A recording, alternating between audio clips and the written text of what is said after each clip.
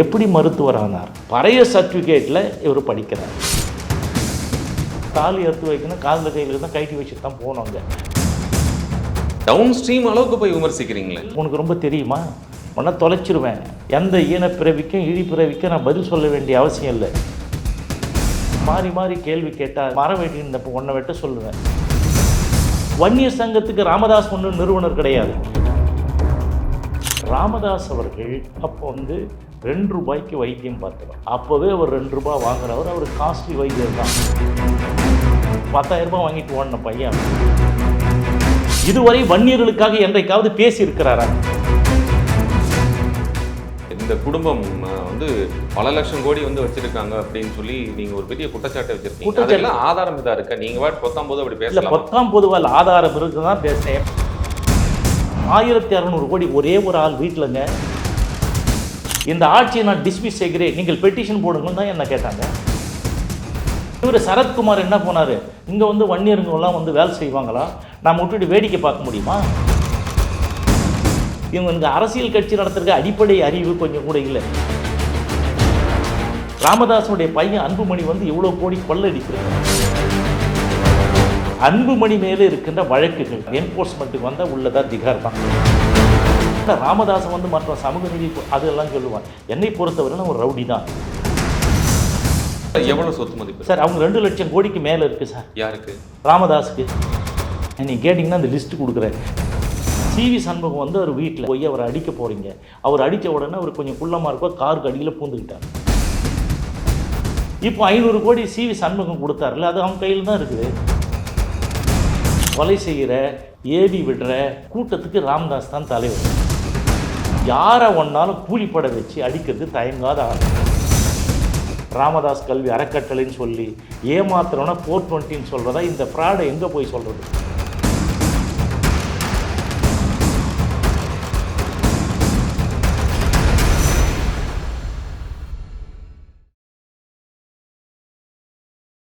வணக்கம் நேர்களே. இன்றைய நமது சிறப்பு நேர்காணல் வன்னியர் கூட்டமைப்பினுடைய நிறுவன தலைவர் திரு CN ராமமூர்த்தி அவர்களை சந்தித்து பல்வேறு நடப்பு விஷயங்கள் குறித்து பேசியிருக்கிறோம். வணக்கம் சார். வணக்கங்க. 2 நாளாக ரொம்ப பரபரப்பாக எல்லா ஊடகங்களையும் சமூக வலைதளங்களையும் உங்களுடைய முகத்தை பார்த்துட்டே இருக்க முடியும். என்ன அவ்வளவு ஒரு கோபமும் இது கிட்டத்தட்ட ஒரு 40 வருஷமாக தேக்கி வச்சுருந்தா அப்படியே ஒட்டுமொத்தமாக வெளியே தள்ளுற மாதிரி ஐடியாவா? இல்லைங்க, இதை நான் தொடர்ந்து சொல்லிட்டு வரேன். இப்போ தான் அந்த மீடியாக்களில் வெளியே வருது. நான் சொல்கிற செய்திகள் எங்கன்னா ஒவ்வொரு வெவ்வேறு மாவட்டங்களில் போகும்போது அந்த மாவட்ட செய்தி ஆக்கிடுறாங்க. இல்லை பெரிய அளவில் வரும்பொழுது அது வந்து வராத அளவுக்கு தடுத்து விட்டுறாங்க. அதுக்கு அடிப்படை காரணம் அவங்க வந்து 11 ஆண்டு காலம் மத்திய அமைச்சரவையில் இருந்தது. 7 மத்திய அமைச்சரவர்கள் அவர்கள் பங்குகள் பெற்று அதில் அந்த கட்சி நடத்துறதுனால அவங்க சொல்கிறது. ஸோ அவங்களுக்கு மீடியா ஃபோக்கஸ் இருக்குது. கூப்பிட்டா வராங்க. நம்ம சொன்னாலும் அது வந்து நிறுத்தி விட்டுறாங்க. அது ஒரு இரும்பு திரை போட்டு வெளியில் வராத அளவுக்கு பார்த்துக்கிறாங்க. ஏன்னா அப்படி மீறி வெளிப்படுத்துகிற நிருபரையோ அந்த நிறுவனத்தையோ அல்ல அந்த பத்திரிகை அலுவலகத்தையோ அவங்க வந்து ரொம்ப ட்ரபிள் பண்ணி விட்டுறாங்க. அதுதான் காரணம். வேற ஒன்று. நான் சொல்கிறது எப்பயும் சொல்லிட்டு இருக்கேன். இப்போ இது வந்து வெளியே வந்துட்டுருக்கு. இல்லை, நீங்கள் திரு ராமதாஸ் அவர்களே ஆகட்டும், திரு அன்புமணி ராமதாஸ் ஆகட்டும், என்ன ஒரு டவுன் ஸ்ட்ரீம் அளவுக்கு போய் விமர்சிக்கிறீங்களே. இல்லைங்க, உண்மையே நான் சொல்கிறேன். இதில் வந்து ராமதாஸை அச்சில் ஏற்ற முடியாத அலங்கோலமான அசிங்கமான வார்த்தைகளால் தான் மற்றவங்களை எல்லாருமே திட்டுறாரு, ஏசுகிறார். சரி, இப்போ அவர் வந்து நான் வந்து 10.5% உதாரணமாக அது நான் போட்ட வழக்கின் அடிப்படையிலே வந்ததை அவர் என்ன சொன்னார்? நிருபர் கேள்வி கேட்குறாரு. இது வந்து CN ராமமூர்த்தி அவர்கள் போட்ட வழக்கு. அது அதன் அடிப்படையில் தான் ஜனார்த்தனன் வந்து பரிந்துரை பண்ணுறாரு, பேக்வர்ட் கமிஷன். இது அதுதான் இங்கே அமுல்படுத்துகிறாங்கன்னு கேட்டதுக்கு உனக்கு ரொம்ப தெரியுமா? உன்னை தொலைச்சிருவேன். எந்த ஈனப்பிறவிக்கும் இழிப்பிறவிக்கும் நான் பதில் சொல்ல வேண்டிய அவசியம் இல்லை. தேர்தல் முடியட்டும், அப்புறம் பார்த்துக்கலான்னு சொல்லிட்டு அவரை கழுத்தை பிடிச்சி வெளியில் தள்ளி விட்டீங்க. ஸோ அந்த மாதிரி அவர்கள் வந்து ஒருவரை அசிங்கப்படுத்துவார்கள். இப்போ பேட்டி கொடுக்கும்போது ஏங்க ஒருத்தர் மாறி மாறி கேள்வி கேட்டால் என்ன சொல்கிறாங்க? தெளிவாக சொல்கிறார். மரம் வெட்டினப்போ ஒன்றை வெட்ட சொல்லுவேன். யாருக்குதான் அப்புறம் ஏன் அவங்க பேசுகிறாங்க? இப்போ ராமதாஸும் அன்புமணியும் இந்த சமுதாயத்திற்கு ஒரு சின்ன துரும்பை கூட தூக்கி போடாமல் எந்த செயலையும் செய்யாமல் நான் தான் இவருடைய பாதுகாவலர், இவர்களுக்காக நான் தான் உழைத்து கொண்டிருக்கிறேன், நான் மட்டும் பிறக்கவில்லை என்றால் இந்த ஊமை ஜனங்கள் யார் குரல் கொடுப்பார்கள்? கோபுரம் கட்டி கொண்டு தான் திருந்திருப்பார்கள். 40 வருடங்களாக மருத்துவர் வந்து மருத்துவ தொழில் செய்திருந்தால் கூட எவ்வளவோ சம்பாதிச்சிருக்க முடியும்னு அவங்களுடைய எம்எல்ஏவை எங்கிட்ட பேட்டி கொடுத்துருந்தாங்க. எவ்வளவோ சம்பாதிச்சிருக்க முடியும், அதையெல்லாம் விட்டு போட்டு இந்த மக்களுக்காக அவர்கள் ஆற்றிருக்கக்கூடிய தொண்டு வந்து அவ்வளோ பெரியான தொண்டு அப்படிங்கிறது தானே அவங்களுடைய பேச்சாக இருக்குது. அவருடைய பேச்சில் அதாவது வந்து ராமதாஸ் அவர்கள் அப்போ வந்து 2 ரூபாய்க்கு வைத்தியம் பார்த்தவர்.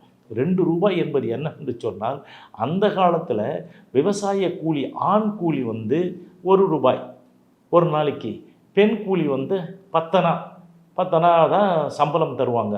அப்போவே ஒரு 2 ரூபாய் வாங்கினவர். அவர் காஸ்ட்லி வைத்தியர் தான். அவர் ஒன்றும் குறைஞ்சி போன சாதாரண ஆள் இல்லை. அது ஏதாவது வந்துட்டு போகலன்னா தாலி எடுத்து வைக்கணும், காதில் கையில் தான் கைட்டி வச்சுட்டு தான் போனோங்க. ஸோ அந்த மாதிரி ஒரு ஆள் அவர். அது வந்து எல்லாமே அவர் மருத்துவர் வந்து தொழில் பண்ணி எப்படி மருத்துவர் ஆனார்? பழைய சர்டிஃபிகேட்டில் இவர் படிக்கிறார், எம்சி ராஜா ஹாஸ்டலில் தங்கி படிக்கிறார். ஸோ இப்படி படித்தவர் வந்து டாக்டர் ஆகிறார். டாக்டர் ஆன உடனே அதில் தான் வந்து வழக்கு வருது.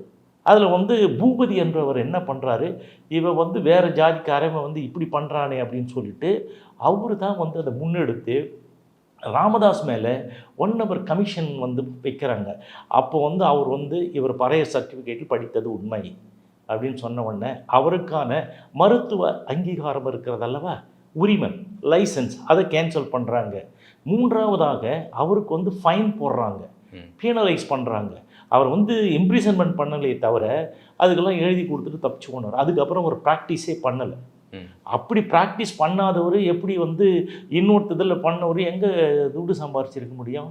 இப்போ இதனால தான் அவர்கள் வந்து ஒரு சமூக நீதி காவலர் அப்படின்னு சொல்லி ஒரு அடையாளம் வந்து அவருக்கு இருந்துகிட்டே இருக்குது அப்படிங்கிறது. இந்த மக்களுக்காகவும் இன்னும் சொல்லப்போனால் அருந்ததியர்களுக்காக இடஒதுக்கீடு கேட்டு போராடினதில் திரு ராமதாஸ் அவர்களுடைய பங்கு மிக முக்கியமானது அப்படின்னு யார் இஸ்லாமியர்கள் பாட்டாளி மக்கள் கட்சி வைக்கக்கூடிய ஒரு அதுதான் நான் சொல்றேன். இஸ்லாமியர்களுக்காக நான் வந்து 3.5% வாங்கி தந்திருக்கிறேன் என்று சொல்லுகிறார். அருந்ததியர்களுக்காக இந்த 3% எஸ்சி கம்யூனிட்டிலேருந்து அது வந்து எஸ்சிஏன்னு சொல்லிட்டு 3%. இதில் பிசிலேருந்து பிசி இஸ்லாமியர்களுக்கு வந்து 3.5%. இவையே திரு அருள் வந்து எம்எல்ஏ இருக்காரு சேலம் பிரமா, அவர் வந்து எங்கிட்ட கொடுத்த பேட்டியில் சொல்றாரு, உங்களுக்கு தெரியுமா அவர் வந்து எவ்வளவு வந்து அதுக்காக முயற்சி செஞ்சிருக்கான்னு தெரியுமா? அருளை பற்றி சொல்கிறார். முதல்ல நான் வன்னியர் சங்கத்தினுடைய பொதுச் செயலாளராக இருக்கும்போது அவனை வந்து அந்த காலேஜில் இது பண்ணுவாங்க இல்லையா, அந்த பீப்புள் லீடருக்காக போடுவாங்க. அதுக்கு போனால் 10,000 ரூபாய் வாங்கிட்டு ஓடின பையன் அவன் வந்து சொல்கிறான்னு சொல்கிறீங்க. இன்னொன்று, இந்த இவருக்கு வந்து பார்த்தீங்கன்னா ராமதாஸ் அப்போது நீ இஸ்லாமியர்களுக்கு வாங்கி கொடுத்தவன் அருந்ததியர்கள் வாங்கி கொடுத்தவன் ஏன்டா வன்னியனுக்கு வாங்கி கொடுக்கலான்னு கேட்பானா? கேட்க மாட்டாங்க. இதுவரை வன்னியர்களுக்காக என்றைக்காவது பேசியிருக்கிறாரா? நாங்களாம் ஒன்றா இருக்கும்போது மத்தியில் வந்து 2%, மாநிலத்தில் 20% தான். அப்படி நாங்கள் போராடுகின்ற பொழுது என்ன நடந்தது? முதல்வராக கலைஞர் வருகின்ற பொழுது அவர் தான் வந்து கூட்டு பேசுகிறாரு. இந்த வன்னியர் சங்கத்துக்கு ராமதாஸ் ஒன்று நிறுவனர் கிடையாது. வன்னியர் சங்கம் ஏற்கனவே ஆரம்பிக்கப்பட்டது 1980 ஆரம்பிக்கப்படும் போது அவர் ஒன்றுமே கிடையாது. சரிங்களா? அது இல்லாமல் வந்து அவர் எப்போ வந்து வன்னியர் நிறுவனர்னு அவரை சொல்லிக்கிறாரு, அது வந்து கல்யாண பத்திரிக்கையில் அவருடைய மகள் காந்திமதிக்கு கல்யாணம் நடக்குது. வீரமணி தீகா பத்திரிகை ஆசிரியர் இருக்காருங்களா, அவர் ஆசிரியர் வீரமணி அவர்கள் தலைமையில் பாண்டிச்சேரியில் கல்யாணம் நடக்கும்போது கல்யாண பத்திரிக்கையில் எனக்கு எதுவுமே இல்லையே நான் எப்படி போட்டுக்கலான்னும் போது தான் அவர் வந்து என்ன பண்ணுறாங்க, நிர்வாகக்குழு உறுப்பினராக போட்டுக்க சொல்கிறாங்க. அவர் தான் நிறுவனர்னு போட்டுக்கிட்டார். அது வரலாம் அவர் வன்னியர்னே எங்களுக்கு தெரியாது வரார். அப்படி வர்றவர் வந்து என்ன பண்ணுறார், அவர் வந்து SSS நடத்துகிற ஏகே நடராசன் இருந்தார். அவர் தான் வன்னியர் குருன்னு சொல்லுவாங்க. அவர் அமைப்பில் அவர் திண்டிவன நகர செயலாளர் யார், Ramadoss, SIS SSS social service society சமூக நல சங்கம்னு இருக்குது. அதில் வந்து ஒரு வேலை செஞ்சவர் தான். தீரன் வந்து தென்னார்காடு ராஜேந்திரன்ற வந்து தென்னார்காடு மாவட்ட அமைப்பாளர். ஸோ அவருக்கு இருந்தவர் எப்படி வன்னியர் சங்கத்துக்கு தலைவராக முடியும்? இது ரெப்ரசன்டேஷன் பண்ணுறதுக்காக நாங்கள் வந்து பிரசிடெண்ட்டை பார்த்தோம். அப்போ கூட வந்து தீரன் அவர்களை பற்றி கூட அந்த மென்ஷனில் கூட இந்த பேட்டியிலேயே கூட தீரன் எதுக்காக 7 நாள் சாலை மறியல் நடக்கிறது, இவர்கள் எங்கே இருந்தார்கள்? ராமதாஸ் வந்து தங்கம் ஒயின்ஸ் கெஸ்ட் ஹவுஸில் கிடக்கிறான் பாண்டிச்சேரியில். இந்த தீரன் வந்து எங்கே இருந்தா மாதிரி ஜிப்பரில் வந்து உடம்பு சரியில்லைன்னு போய் படுத்துக்கிட்டா மாதிரி எல்லாம் போராட்டங்கள் நடந்து முடிஞ்சு அதுக்கப்புறம் வரும்போது இவர் வந்து 2 நாளுக்கு முன்னாடிக்காரன் அவன் கைதே ஆகலையா தீரன்லாம் எப்படி தலைவராகிறாரு, அந்த கதையெல்லாம் சொல்கிறேன் நான். இப்போது ராமதாஸ் அவர்களுக்கு வந்து இந்த சமுதாயத்தை பற்றி ஒரு அக்கறையும் இல்லை, ஈடுபாடும் இல்லை. அப்படியெல்லாம் இருந்திருந்தால் நீ கால் மார்க்ஸை வச்சுருக்க, அம்பேத்கர் வச்சுருக்க பெரிய சந்தோஷம். ஆனால் இந்த சமுதாயத்துக்காக உழைத்திட்ட நீ யார் இந்த சமுதாயம் என்று சொன்னால் அவர்களை பற்றி தெரிந்து வைத்திருக்கணும் இல்லையா? அதை பற்றி யாராவது தெரிஞ்சிருக்கிறாரா? இந்த சமுதாயத்துக்காக முன்னோடியாக இருந்த 40 ஆண்டு காலமாக இருக்கிறேன் என்று சொல்லுகின்றவர் என்ன செஞ்சார்? சங்கத்துக்கு ஒரு நிலைமைக்கு வருகின்ற பொழுது இவரெல்லாம் நம்மளை ஏமாற்றி விட்டார்கள். யார்? எஸ் ராமசாமி படையாட்சி அவர்கள் ஏமாற்றி விட்டார், இந்த சமுதாயத்தை கேவலப்படுத்தி விட்டார் அப்படின்னு சொல்லிட்டு என்ன பண்ணுறீங்க? அவருக்கு ஒத்தக்கால் செருப்பு, ரோமம், வளையல், சாரி, சேலை இதை பார்சல் பண்ணு அப்படின்னு சொல்லி ஒரு ராமதாஸ் அந்த சங்கத்துக்கெல்லாம் சொல்லி சங்கக்காரங்களை எல்லாம் அனுப்புகிறாங்க. லாரி கணக்கில் போய் அவர் வீட்டுக்கு முன்னாடி இது பார்சல் போனது. ஸோ ஒரு தலைவரை எவ்வளவு தூரம் கேவலப்படுத்தியிருக்கிறார். அவர் யாருன்னு கேட்டால் அவர் தான் வன்னிய சமுதாயத்தினுடைய பெருந்தலைவர் என்று மக்களால் அறியப்பட்டவர். 1952 முதல்ல தேர்தலில் போட்டியிடுகிறார்கள் அல்லவா? அப்பொழுது இவர் சார்பாக, அவர் கட்சி சார்பாக, உழைப்பாளர் கட்சி சார்பாக போட்டியிட்டு வென்றவர்கள் 19 எம்எல்ஏக்கள், 6 எம்பிக்கள். அவர் தனியாக நின்று இது பண்ணி ஜெயிக்கிறார். அவரை என்ன மாதிரி பண்ணீங்க? அவர் தான் முதல்ல இந்த இவரோட காமராஜரோட சேர்ந்து 2 ஆண்டு அவர் அதை மந்திரி சபையில் சேராமல் இருந்தாலும் பிறகு அவர் தயவில் தான் அந்த மந்திரி நடந்து கொண்டு இருந்தது, மந்திரி சபை காங்கிரஸ் இது. அப்போ சேர்ந்த பிறகு என்ன பண்ணாங்க? அவர் ஒரு ஒப்பந்தம் போடுறார். என்ன ஒப்பந்தம்?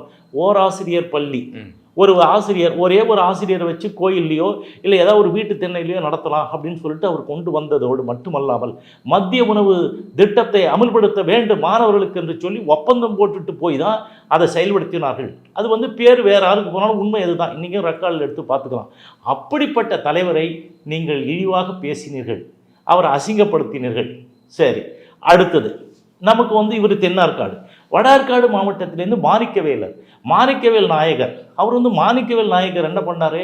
பிரிட்டிஷ் காலத்தில் ஜஸ்டிஸ் பார்ட்டி இருக்கும்போதே 13 ஆண்டு காலம் செயலாளராக இருந்தவர், நல்ல கற்றறிந்தவர். அவர் தான் ராஜாஜி அன்றைய கவர்னராக இருந்தவர் ராஜாஜி கிட்ட சொல்லி, இவருடைய தேர்தல் அறிக்கை மிக சிறப்பாக இருக்கிறது, இவரை நீங்கள் உங்கள் மந்திரி சபையில் கட்டாயம் சேர்த்துக்கொள்ள வேண்டும். ஏன்னா அப்போ இவங்களுக்கு கம்யூனிஸ்ட் தான் இங்கே, காங்கிரஸ் கம்யூனிஸ்ட், வேற எந்த கட்சியும் கிடையாது. இவர் இந்த காங்கிரஸ்லேருந்து கடைசி நேரத்தில் பிளவுபட்டதுனால இவர் வந்துடுறார். இந்த மாணிக்கவேலர் நின்று எவ்வளோ பேரை ஜெயிக்க வைக்கிறாரு? தனியாக நின்று 6 எம்எல்ஏக்களையும் 4 எம்பிக்களையும் ஜெயிக்க வைத்தவர் மாணிக்கவேலர். இவர் மந்திரி சபையில் சேருகின்ற பொழுது அவர் மாணிக்கவேல் நாயகர் என்பதை எடுத்துட்டாங்க. பின்னாடி ஒரு மாணிக்கவேலர்னு போட்டதுக்கு ஜாதியை வித்து போட்டான்னு சொல்லி அவர் அசிங்கப்படுத்தினீங்க, இவரையும் அசிங்கப்படுத்தினீங்க. இவரெல்லாம் மூத்த தலைவர்கள், முன்னோடிகள், சமுதாயத்துக்காக குரல் கொடுத்தவர்கள். இந்த சமுதாயம் நல்லா இருக்க வேண்டும், சகோதர சமுதாயம் பாதிக்காதவாறு நல்லா இருக்க வேண்டும் என்று உழைத்திட்ட இவர்களையெல்லாம் இவன் ஜாதி வித்து விட்டு. ஆனால் 100வது ஆண்டில் ஜெயலலிதா அவர்களுக்கு விழா எடுத்து அவர்களுக்கு பெரிய நிதியெல்லாம் கொடுத்து கௌரவித்தார்கள். இது எதுக்கு சொல்ல வரனா, இப்படிப்பட்ட தலைவர்களை 40 ஆண்டு காலமாக சிறுமைப்படுத்தி அசிங்கப்படுத்தி ஒரு ஒடுக்கி எடுத்திருக்கிறார். சரி, அப்படி இப்போ நீங்கள் சொல்கிறது சரியாக இருந்ததுன்னா, அப்படி இருக்கக்கூடிய இந்த மக்களுக்கு, இந்த ஊமை ஜனங்களுக்கு நான் பேச முடியும் அப்படின்னு 1/2 மணி நேரம் முதல்வருக்கு போய் லெசன் எடுத்தேன், கிளாஸ் எடுத்தேன்னு அப்புறம் அவர் எதுக்கு ஓப்பனாக சொல்ல வேண்டிய அவசியம் இருக்குது? இல்லை, இவருக்கு என்ன தெரியும்? சமூக நீதி பற்றி அதாவது தெரியுமா? இவர் போராளியா? சமூக நீதியா? நான் தானே வழக்கின் அடிப்படையில் தான் வர முடியும். இடஒதுக்கீடு என்பது எப்படி? இந்தியா முழுக்க மண்டல் கமிஷன் பரிந்துரைக்கு பிறகு சுப்ரீம் கோர்ட் டைரக்ஷனில் ஒவ்வொரு மாநிலத்திலும் ஒரு பேக்வேர்டு கமிஷன் இருக்கிறது.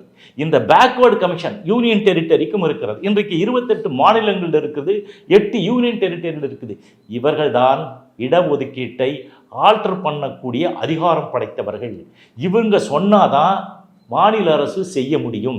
அதைத்தான் நான் செஞ்சேன், வழக்கு போட்டேன், அரசு ஆணை பிறப்பித்தார்கள். அதுக்கப்புறம் பேக்வேர்டு கமிஷனுக்கு போச்சு. பேக்வேர்டு கமிஷன் தான் இதை பிரிந்து கொடுத்தார்கள் என்ற அடிப்படை அறிவு கூட இல்லாதவனா நீ? உனக்கு தெரியாது. ஏன்னா எதாவது சொல்லிட்டு பொழுதுபோக்கிட்டு இருக்க, எதையும் செய்யாமலே பாரதிதாசன் அந்த ஆணையத்துக்கு அறிக்கை கொடுத்தது நீங்க உங்களுடைய தரவுகள் அடிப்படையா? என்னுடைய தரவுகள் தானுங்க, வேற ஏது? கோர்ட்டு சொன்னதை அவர்கள் செய்ய வேண்டும் என்று சொல்லி நானே முதலமைச்சர் அவர்களுக்கு ஒரு புக்லெட் போட்டு கொடுத்துருக்கேன். இதை நீங்க எப்படி அணுகணும்? ஏன் நீங்க இந்த கோர்ட்டு சொன்னது, கோர்ட்டு கொடுக்க சொன்னது, பேக்வேர்டு கமிஷன் பரிந்துரை பண்ணதை ஏன் நீங்க செய்யலன்னு தான் கேட்டிருக்கோம். அதைத்தானே சொல்லியிருக்கேன். இப்போ என்ன நடந்திருக்கிறது என்பதாவது தெரியுமா? இதுவெல்லாம் அவங்க என்னைக்காவது போய் பேக்வேர்டு கமிஷனில் பேசியிருக்காங்களா? நான் தான் போயிட்டு வந்தேன். நான் போயிட்டு வந்த பிறகு நான் சில விவரங்களை சொல்கிறேன். இதை நான் தொடர்ந்து இவரில் ஜனார்த்தனம் இருக்கும்போது போனேன். அவர் இதுக்கு அடுத்தது தணிகாச்சலம் இருந்தார், அப்போ போனேன். அதுக்கப்புறம் இப்பவும் போய் பார்த்துருக்கேன் தொடர்ந்து.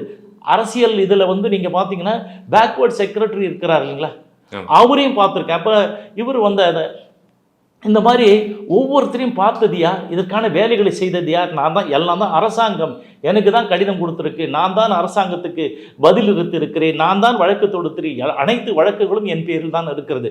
இப்போ நான் கரெக்டாக அந்த 10.5% வருகின்ற பொழுது என்ன நடந்தது என்று சொன்னால், இதெல்லாம் போன பிறகு சுப்ரீம் கோர்ட்டில் என்ன சொல்கிறாங்க, முதல்ல போடும்போது அதிமுக அரசு எப்படி கொடுத்தது, அப்போ நான் வழக்கு போடும்போது உயர்நீதிமன்றத்தினுடைய நீதியரசர் என்ன சொன்னார், இந்த ஆட்சியை நான் டிஸ்மிஸ் செய்கிறேன், நீங்கள் பெட்டிஷன் போடுங்கன்னு தான் என்ன கேட்டாங்க.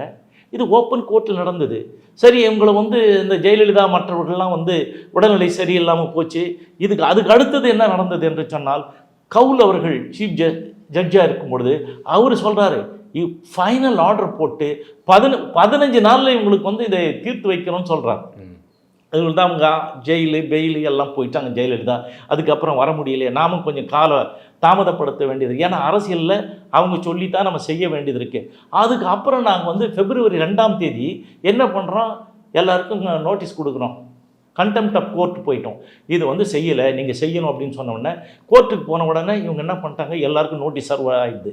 நோட்டீஸ் சர்வ் ஆன உடனே அவங்க வந்து என்ன பண்ணுறாங்க, நான் போட்டது February 22, இவங்க வந்து 21, 22 வந்து என்ன பண்ணுறாங்க, இது எல்லாத்தையும் வந்து ரெடியாக இருந்தது. ஏற்கனவே 10.5% என்பது எப்போ 9 ஆண்டுகளுக்கு முன்னதாகவே சரி செய்யப்பட்டது. ஆக்சுவலாக 16%, 15% கேட்டிருந்தது இல்லை, நான் கேட்டது 15%. வழக்கு வந்து 15%. ஆனால் அவர்கள் பரிந்துரை செய்தது 10.5. அது எப்படின்னு நான் சொல்கிறேன். இப்போது இந்த மாதிரி வந்த பிறகு அவங்க வந்து கொடுக்கும் பொழுது தான் இந்த ஏற்கனவே ரெடிமேடாக எல்லாம் கரெக்டாக இருக்குது, அல்வா கிண்டி வச்சு தாங்க எடுத்து கொடுத்துட்டாங்க. இப்போ இவர் வந்து என்னால் தான் அது வந்ததுன்னு சொல்கிறார் இல்லையா, அதுக்கு முன்னாடி இத்தனை ஆண்டு கால உழைப்பு இருக்குது. 2007 போட்ட வழக்கு. இப்போ அதுக்கு அடுத்தது வந்து என்ன ஆச்சுங்க, 2010 வந்து அந்த அரசாணை பிறப்பிக்கப்பட்டது. 2011 வந்து பேக்வர்ட் கமிஷன் பரிந்துரை. 2012 இதை உடனே நடைமுறைப்படுத்த வேண்டும். இதற்கான அத்துணை ஆவணங்களையும் எலாபரேட்டான ஒரு ஸ்டடி பண்ணி காம்ப்ரிஹென்சிவ் சம்மரியை வந்து நாங்கள் அனுப்பிட்டோம். யாருக்கு? தமிழ்நாடு அரசுக்கு. அந்த தமிழ்நாடு அரசுக்கு 2012 வந்து விட்டது. அதை செயல்படுத்த வேண்டிதான் அந்த வழக்கெல்லாம் போட்டுட்டு எடுத்துகிட்டு வந்தேன். அதாவது 2015 ஃபைனல் ஆர்டரும் போட்டாங்க. இவ்வளவும் நடந்த பிறகு அதில் வந்து என்ன சொல்லியிருக்காங்கன்னா, ஜனார்த்தனம் அவர் தான் இந்த 69% இடஒதுக்கீட்டுக்கு அத்தாரிட்டி மாதிரி எல்லாத்தையும் பண்ணி 9th ஷெட்யூலில் சேர்த்து இன்றைக்கு பாதுகாப்பு இருக்கிறதுன்னு சொன்னால், இந்தியாவில் எதுக்கும் இல்லை, தமிழ்நாட்டில் மட்டும்தான் 69 அதிகபட்சமான இடஒதுக்கீடு. அவர் தான் இதுக்கும் சொன்னார். அவர் தான் இந்த இஸ்லாமியர்களுக்கும் சொல்லி அவருக்கும் கொடுத்தாங்க. அவர் தான் அருந்ததிற்கும் சொல்லி கொடுத்தாரு. அதே இதுதான் வன்னியர்களுக்கும் சொன்னார். அது எப்படி 108 ஜாதி இருந்தது, நாங்கள் கையெழுத்து போடுகின்ற போது முதலமைச்சரோடு வன்னியர் சங்க பொதுச்செயலாளர் என்ற முறையில் ஒப்பந்தம் போட்ட பொழுது 108 ஜாதி. நான் ஒரு கனி கொடுத்துருக்கிறேன், சுவைத்து பாருங்கள், புளித்தால் மாற்றித்தரேன்னு சொன்னார். அதுக்கப்புறம் 8 ஜாதி சேர்த்துட்டாங்க. பட்டியல் பெரிதாகியது, எங்களுக்கு கிடைக்க வேண்டியது குறைந்து வந்தது. அதை வந்து இவர் இருக்கிறார்ல பொன்முடி, சட்டமன்றத்திலே இது ஒரு சொல்கிறார், இந்த மாதிரி வந்து 6% குறைந்து விட்டது அப்படி சொல்லிட்டு 20 காரணம் 130ன்னு போய் சொல்கிறார், தப்பாக பேசுகிறாரு. இப்போ எல்லாரும் நிறைய பேர் பேசுனதெல்லாம் நீங்கள் கேட்டிருப்பீங்க. இவர் நம்ம சிவசங்கர் என்ன சொல்கிறாரு, இப்போ திண்டிவனத்தில் ஒரு கல்லூரி, கலைக்கல்லூரியில் நீங்கள் சேரணுன்னா அங்கே 20% உங்களுக்கு கிடைக்கும், அங்கே வேறு ஜாதிக்காரங்க இல்லை, அதனால் எப்படி அப்படின்னு கேட்குறாரு. இதுவும் ஒரு தவறான ஒரு செயல். அதை நான் எப்படின்றதை நான் சொல்கிறேன் பாருங்கள். இவர் சரத்குமார் என்ன போனார், தூத்துக்குடியில் போயிட்டு இங்கே வந்து வன்னியருங்கெல்லாம் வந்து வேலை செய்வாங்களா, நாம் விட்டுட்டு வேடிக்கை பார்க்க முடியுமா, கை கட்டிகிட்டு இருக்க முடியுமான்னு சொல்லிட்டு அந்த மக்களை தூண்டுறாரு. இவங்களுக்கு அரசியல் கட்சி நடத்துறதுக்கு அடிப்படை அறிவு கொஞ்சம் கூட இல்லை, இடஒதுக்கீடுனா என்னன்னு தெரிஞ்சிக்கல. அப்புறம் வந்து பேசுறதெல்லாம் வேறு மாதிரி பேசுகிறாங்க. ஆனால் இந்த இடஒதுக்கீடு என்பது அவங்க தெளிவாக அந்த 116 ஜாதியில் வன்னியர் சமுதாயத்துக்கு 10.5%, இது 2012 அவர் அனுப்பிட்டார். அதுக்கப்புறம் 93 ஜாதி, அந்த 93 ஜாதியில் சீர்மரபினர், அப்புறம் வந்து அதாவது நாடோடிகள், அரை நாடோடிகள், தும்ரான்ற ஜாதிலாம் 480 பேர் தாங்க மொத்தமே. இந்த மாதிரி 400-500 பேர் உள்ள சமுதாயத்தில் சேர்த்து அது வந்து 93 ஜாதிக்கு 7% ஒதுக்கீடு. அதுக்கப்புறம் வந்து இது இசைவியலாளர்கள் உள்ளிட்ட ஜாதி 22, அவங்களுக்கு வந்து 2.5%. மொத்தத்தையும் சேர்த்தா 20 வந்து இப்படி பிரித்து கொடுத்தாங்க. ஆனால் கேட்கலாம், வன்னியனுக்கு கொடுத்துட்டாங்கன்னு யார் வந்து போராட்டத்தை முன்னெடுத்தாங்கன்னா, அந்த பக்கம் கலாட்டா பண்ணி ராமதாஸ் வாங்கிட்டான்ற மாதிரி ஒரு இமேஜ் வந்ததுனால இந்த பரிந்துரை வெறும் ஒரு பேச்சுக்காக கூட கேட்குறேன். நீங்கள் சட்ட போராட்டம் நடத்திருக்கீங்க அப்படின்னு இருக்குல்ல, ஆனால் இப்போ ஒரு பேச்சுக்காக வந்து அப்படி இருக்க ஒரு ஒரு ஒரு விஷயத்தை செஞ்சு கொடுக்க முடியும் அப்படின்னு இவ்வளவு நாள் லாங் சஸ்டனன்ஸ் ஆக முடியுமா? அவர் அதுக்கான அந்த மக்களுக்காக உரிமையே கொடுக்காம சொல்ல எழுப்பவே இல்லாமல் எதுவுமே பேசாமே இப்படி இருக்க முடியுமா? என்னைக்கு பேசியிருக்கிறார்? என்னைக்கா சொல்லியிருக்கிறாரா? ஆண்டு விழாவில் கூட சொல்கிறாரு, நாம் வந்து 20% தான், கடைசியாக கூட 17% ஒத்துக்கிறோம், 16% ஒத்துக்கிறோம். ஒன்றும் இல்லைங்க, அது முடிஞ்சு போனது. இது வந்தது இப்போ இந்த ஒரு 2 தினங்களுக்கு முன்னாடி கூட பேசும்போது கூட நான் முதலமைச்சருக்கு நான் கிளாஸ் எடுத்தேன், இவ்வளவு மக்கள் நாங்கள் இருக்கோம், இத்தனை கோடி பேர் இருக்கும், வட தமிழகத்தில் இத்தனை பெரும்பான்மையான மக்கள் நம்ம இருக்கோம் அப்படிங்கிறத நீங்க அதை புரிஞ்சுக்கிட்டு நீங்க பண்ணணும் தம்பி அப்படின்னு முதலமைச்சருக்கு நான் கிளாஸ் எடுத்தேன். ஆனால் புரியவே இல்லை அப்படின்னு புரியல. ஆத்திரக்காரனுக்கு புத்தி மட்டும் இவ சொல்லவே இல்லை, அந்த மாதிரி பேசல. இந்த இடஒதுக்கீடுக்கு அப்பந்தான் ராமதாஸ் பேச முடியாது. இதை பற்றி கேட்கும்போது தேர்தல் இருக்குன்னா எந்த பிறவி ஏனப்பிறவி இதை பற்றி பேசக்கூடாதுன்னு சொன்னார். எல்லாம் கரெக்ட். இப்போ வந்து இந்த 10.5% இடஒதுக்கீடு பற்றி இப்போ என்ன நடந்திருக்குதுன்றையும் சொல்கிறேன், அதை பார்த்துங்க. இது வந்து எல்லா வேலைகளும் முடிந்து விட்டது. ராமதாஸ் என்ன சொன்னார்? கூட்டணி போகிறதுக்கு பிஜேபியை பற்றி பேசுகின்ற போது பாரதிய ஜனதா கட்சி என்பது ஏதோ மார்க்கு போகணுங்க அப்படின்னா எல்லாருக்கும் தான் மார்க் போடுவார். பூஜ்ஜியத்துக்கு கீழே எதாவது இருந்தால் சொல்லுங்கப்பா, அதை நான் போடுறேன் அப்படின்னாரு. சரி, அடுத்த கேள்வி, அவராக ஒரு அறிக்கை விடுறாரு, யார் இந்த பாமகவிலேருந்து எங்கே ஒன்றாலும் போங்க, ஆனால் பாரதிய ஜனதா கட்சிக்கு போகாதீங்க, அங்கே போனால் நீங்கள் ரிட்டர்ன் ஆக மாட்டீங்க. அதில் ஏன் அந்த மாதிரி சொன்னார்னா, 23 எக்ஸ்எம்எல்ஏக்கள் பாமகவிலேருந்து பாரதிய ஜனதாவுக்கு போனாங்க, 3 எம்பிக்களும் பாரதிய ஜனதாவுக்கு போய் சேர்ந்தார்கள். இதனால் வந்து அவர் அப்படி பேசுகிறாரு. ரெண்டாவது, கூட்டணிக்கு போகிறதுக்கு பச்சையான காரணம் என்ன? அன்புமணி மேலே இருக்கின்ற வழக்குகள். அந்த வழக்கு வந்து இப்போ நிலுவையில் இருக்குது. என்னைக்காவது கொஞ்சம் அந்த வழக்கை பற்றி எடுத்துட்டாங்கன்னா ஈடிக்கு வந்து என்ஃபோர்ஸ்மெண்ட்டுக்கு வந்ததுன்னு வச்சுங்க, டைரக்டரேட் ஆஃப் என்ஃபோர்ஸ்மெண்ட்டுக்கு வந்தால் உள்ளதா திகார் தான். நீங்கள் அதே மாதிரி உங்களுடைய குற்றச்சாட்டில் ஒரு பெரிய குற்றச்சாட்டு என்னென்னா, இந்த இந்த குடும்பம் வந்து பல லட்சம் கோடி வந்து வச்சிருக்காங்க அப்படின்னு சொல்லி நீங்கள் ஒரு பெரிய குற்றச்சாட்டை வச்சிருக்கீங்க. அதெல்லாம் ஆதாரம் இதாக இருக்கா? நீங்கள் வாட் பொத்தாம் போது அப்படி பேசல. பொத்தாம் பொதுவால் ஆதாரம் இருக்கு தான் பேசுகிறேன். என் மேலே வழக்கு போடட்டும். ராமதாஸ் மேலே 29 வழக்கு இருக்குது, A1 அக்யூஸ்டு. அதனால் ராமதாஸ் வந்து மற்ற சமூக நீதி அதெல்லாம் சொல்லுவான். என்னை பொறுத்தவரை நான் ஒரு ரவுடி தான். 29 வழக்குகள் உள்ளவனே நீங்கள் எப்படின்னு சொல்லுவீங்க? எனக்கு அந்த கட்ஸ் இருக்குது, நான் சொல்கிறேன் ரவுடி. ராமதாஸனுடைய பையன் அன்புமணி வந்து இவ்வளோ கோடி கொள்ளை அடிச்சிருக்கிறான். என்ன அடிச்சிருக்கா? அவர் கீழ் வேலை செஞ்ச கேதன் தேசாய் அவர் வீட்டில் எவ்வளோ எடுத்தீங்க? 1600 கோடி ஒரே ஒரு ஆள் வீட்டிலங்க. அது வந்து அப்போல்லாம் வந்து இந்த கவுண்டிங் மிஷின் இல்லை பேங்க்லேருந்து, பத்தலன்னு சொல்லிட்டு டிஸ்ட்ரிக்டில் பக்கத்தில் இருக்க டிஸ்ட்ரிக்டில் இருக்க போஸ்ட் ஆஃபீஸ்லேருந்து 3 மாவட்டத்திலேருந்து வர வச்சு நோட்டை எண்ணி பண்டில் பண்ணி எடுத்துகிட்டு போனாங்க. அந்த வழக்கு இருக்குது. அவர் வீட்லேயே 7 டன் கோல்டு, இதெல்லாம் வந்து ரெக்கார்டானது எல்லா ஊர்களுக்கும். இது இன்சிடென்ட். நீங்க சொல்றது என்னன்னா, அவர் அன்புமணி அவர்கள் மேல நீங்க வைக்கக்கூடிய குற்றச்சாட்டுக்கான இருக்கு. நீங்க சொல்றீங்க இத்தனை லட்சம் கோடி வச்சிருக்காருன்னு சொல்லிட்டீங்க. ஆமா, எவ்வளவு என்ன ஆதாரம் இருக்கு அப்படிங்கிறது? ஆதாரம் இருக்குதானே சொல்றேன். அதுல இருக்குது இல்ல. நீங்க வந்து இதுவரை இன்கம் எவ்வளவு சொத்து மதிப்பு சார்? அவங்க 2 லட்சம் கோடிக்கு மேல இருக்கு சார். யாருக்கு? ராமதாஸுக்கு. அவங்க இருக்குது. சரி, இப்போ அவங்களுடைய கித்தன் கின்ஸ்லாம் இருக்காங்களே. ராமதாஸ் அவங்க அப்பாவுக்கு முதல் சம்சாரம், அவங்களுக்கு எந்த குழந்தையும் இல்லை. ரெண்டாவது வந்து மனைவி, அவங்களுக்கு வந்து பொண்ணுங்க தான், 3 பொண்ணுங்க. அவங்களெல்லாம் மருமக, அவங்க பொண்ணுங்கள்லாம் ஒவ்வொருத்தருக்கும் 10,000 கோடிக்கு மேலே சொத்து இருக்குது. எல்லாருக்கும் கேஸ் ஏஜென்சி இருக்குது, எல்லாருக்கும் பெட்ரோல் பங்க் இருக்குது. நீ பட்டியலையும் நான் தரேனே, நீ கேட்டிங்கன்னா அந்த லிஸ்ட்டு கொடுக்குறேன், எங்கெங்கே இருக்குது, ஏது இருக்குதுன்னு எல்லாத்தையும் கொடுக்குறேன். ராமதாஸ் மேலே என்ன இருக்குது? இப்போ ஒன்றுமே இல்லைங்க. ஒரு 2வது மனைவின்னு சொல்கிற சுசீலாவுக்கே 150 கோடியில் வந்து நீங்கள் வந்து விஸ்வகர்மா அறக்கட்டளை ஆரம்பித்து கொடுக்குறீங்க. நான் ஆவணங்களை தரேன், எவிடன்ஸ் தரேன், அதில் அவங்க தான் நிர்வாகம் பண்ணுறாங்க. இப்போ 500 கோடி CV சண்முகம் கொடுத்தாருல, அது அவங்க கையில் தான் இருக்குது, அவங்ககிட்ட தான் கொடுத்தாங்க, அவங்க தான் வச்சுட்ருக்காங்க. நான் இவ்வளோ சொல்கிறேன், ஏதாவது நீங்கள் பண்ணலாம்ல. ஸோ நான் எதுக்கு இதெல்லாம் சொல்கிறேன்னா, அவன் வந்து தன்னை வந்து அந்த என்ன சொல்கிறது, இந்த கொலை செய்கிற ஏவி விடுற அந்த கூட்டத்துக்கு ராமதாஸ் தான் தலைவர். யாரை ஒன்றாலும் கூலிப்பட வச்சு அடிக்கிறது தயங்காத ஆள். நான் இந்த 2 பேரை சொன்னேன். அதுக்கப்புறம் வாழப்பாடி ராமமூர்த்தி Z+ பாதுகாப்பில் இருந்தவர், மத்திய அமைச்சர், கேபினெட் ரேங்கில் இருந்தவர். அவர் என்ன பண்ணீங்க? அவர் அடிக்கிறீங்க. திண்டிவனம் பக்கத்தில் ஒரு ஆள் அடித்ததுக்காக 10 பேர் மேலே குண்டாஸ் போட்டது அவர் அடித்ததுக்காக தான். அப்போ யார் ஏவி விட்டு அடித்தது? யார்? A1 யார்? 1. 2வது CV சண்முகம். உங்களுக்கு தெரியும், CV சண்முகம் வந்து ஒரு வீட்டில் எலெக்ஷன் டைமில் வந்து யார் போனது? இவனுடைய ஒய்ஃபினுடைய தம்பிங்க தானே, ரகு, மற்ற வந்து NM கருணாநிதி, இவங்கெல்லாம் அவங்க பேரங்கெல்லாம் போய் அவரை அடிக்க போகிறீங்க. அவர் அடித்த உடனே அவர் கொஞ்சம் குள்ளமாக இருக்கோ, காருக்கு அடியில் பூந்துக்கிட்டார். மீதி அங்கே நின்று இருந்தவன் சொந்தக்காரனே வெட்டி கொண்டுட்டாங்க. ஸோ இந்த மாதிரி கொலைவெறி தாக்குதல் வந்த பிறகு யாராவது பேசுவாங்களா? இந்த மாதிரி தொடர்ந்து நான் சொன்ன ஏகே நடராசன் 1 இயர் குருன்னு சொன்னேன். அவர் என்ன பண்ணிக்க, மாடியிலேருந்து தூக்கி போட்டு டி நகரில் காலை உடச்சி அவர் சாவரவரெல்லாம் கால் நொண்டியாண்டே செத்து போனார். முதல்ல வன்னியர் சங்கம் ஆரம்பிக்கப்பட்ட பொழுது கோபால் நாயக்கர் தான் தலைவர். செயலாளர் பொதுச் செயலாளர் இவர் நம்ம வன்னி அடிகளாருங்கிற US ராமமூர்த்தி. அவர் அடித்து காதெல்லாம் அறுத்து போட்டிங்க. அவருக்கு காதில் தையல் போட்டு சாவரவர்களும் கத்தி நடந்து செத்து போனார். ஸோ இந்த மாதிரி மூத்த தலைவர்களே அடிச்சிங்க. இப்போ கூட பயணித்தவர்கள்லாம் நீங்கள் அடிக்கிறீங்களா இல்லையா? கூட ராமதாஸ் ஒரு தலைவர், நம்ம வந்துட்டோன்னு அந்த 87 அதுக்கப்புறம் வந்தவங்கலாம், இந்த தீரன் தமிழ் பாமக வச்சுட்டு இருந்தவரை எப்படிலாம் பண்ணி கையெறி குண்டு எங்கே போனாலும் அடிக்கிறது உதைக்கிறது.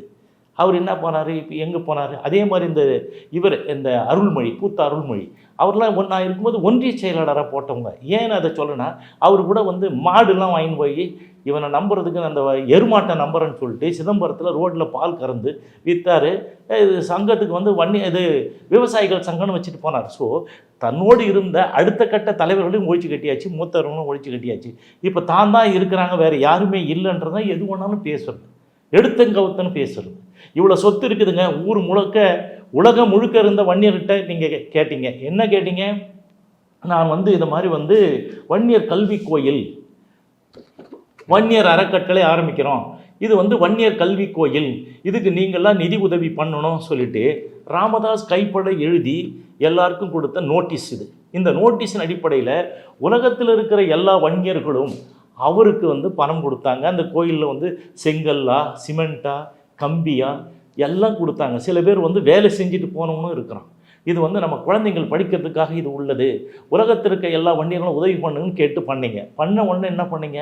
அதை இது மாதிரி அந்த கல்வி அறக்கட்டளையை சொல்லுவாங்க, கட்டு சோத்தில் எச்சு முங்கிய கதைன்னு ஒன்று சொல்லுவாங்க.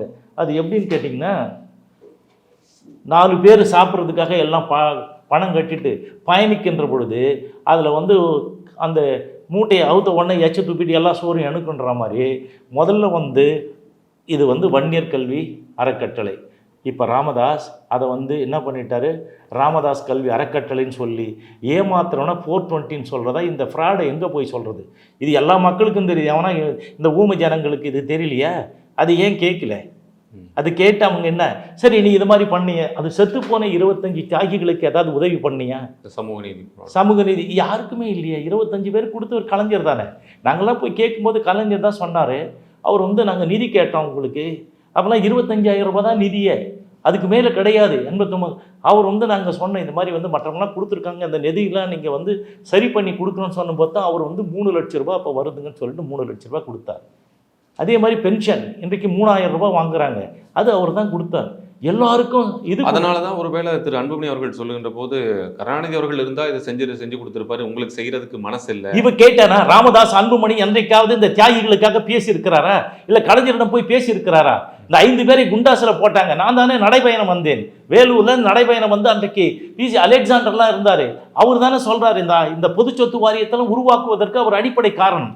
அவர் என்ன சொல்றாரு, நான் இங்கே பிரசிடென்சி காலேஜில் படித்தேன், அங்கே நான் சிதம்பரம் காலேஜில் படித்தேன், நான் உங்கள் கல்வி அறக்கட்டளைக்கு நான் வந்திருக்கிறேன். அதை இன்னும் ஒன்று என்ன சொல்கிறேன், எனக்கு தமிழ்லாம் நல்லா படிக்க தெரியணும், வாசித்தெல்லாம் காமித்து நீங்கள் செய்ய வேண்டியது இது இல்லை, நீங்கள் உங்கள் சொத்துக்களை எல்லாம் ஒருங்கிணைத்து ஒரு குடையின் கீழ் கொண்டு கேரளாவிலே ஈழவர்களுக்கு எப்படி இருக்கிறதோ ஈழவாஸ் அறக்கட்டளை மாதிரி நீங்கள் செய்யுங்கள், நீங்கள் இளைஞராக இருக்கிறீர்கள், இதை முன்னெடுக்கணும்னு நமக்கு பார்க்கும்போதெல்லாம் சொல்லி அறிவுறுத்திருக்கிறார். அதன் அடிப்படையில் அந்த லிஸ்ட்லாம் எடுத்து நான் போகிற இதெல்லாம் பண்ணி செஞ்சிருக்கிறேன். இது மட்டும் இல்லை, அவர் தான் சொன்னார் இடஒதுக்கீடு கேரளாவில் சங்கர் என்பவர் கவர்னராக இருக்கின்ற பொழுது வழங்கப்பட்டது. நான் கவர்னராக இருக்கிறேன் வழங்குறேன், அவர் தானே ஏற்பாடு எல்லாம் பண்ணி கொடுத்து டெல்லிக்குலாம் அனுப்பினார். இவங்களா போய் கேட்டு இது பண்ணாங்க, டெல்லிக்கு அனுப்பி எங்களை பார்த்து பேச வச்சது ராஜீவ்காந்தி மற்றவங்களோட நம்ம நரசிம்மராவோடலாம் பேச வச்சது யார்? அவர் தானே, அவர் தான் பண்ணார், அவர் தான் முன்னெடுத்தார். அதெல்லாம் அதுக்கப்புறம் வேற போச்சு. அப்போ வந்தவொடனே என்ன சொன்னேன், திமுக முதல்ல காங்கிரஸ் ஒரு பலன்னு ஒரு இதை எடுத்து பட்டு துணி போட்டு அதை எடுத்துகிட்டு வந்தாங்க. எடுத்துகிட்டு வந்து அந்த துணியை எடுத்துகிட்டு கத்தியில் எடுத்து எங்கள் முதுகில் குத்திட்டாங்க, காங்கிரஸ் எங்கள் முதுகில் குத்தியதுன்னு சொல்லி சொன்ன மாதிரி. அடுத்தது இவர் கருணாநிதியினுடைய முதல் எதிரி அவர் நெஞ்சில் குத்திட்டான்னு சொன்னாங்க. இப்படிலாம் பேசினவங்க தான். ஸோ இடஒதுக்கீடு அதில் அவர் பேசின என்றைக்கும் அவர் கேட்டதில்லை, இந்த தியாகிகளுக்கு கேட்டதில்லை, இந்த சமுதாயத்துக்கு கேட்டதில்லை.